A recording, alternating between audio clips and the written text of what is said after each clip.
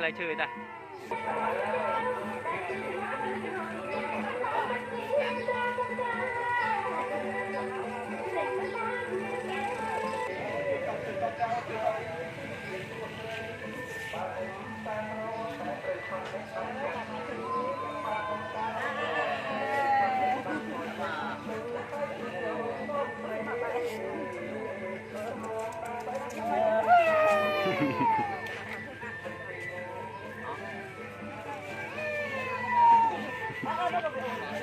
mau beli 5 có mấy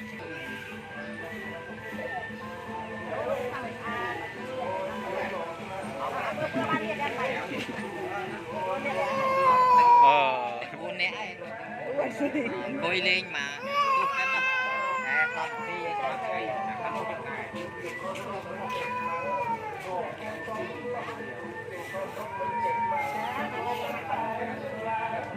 chụp chơi nữa.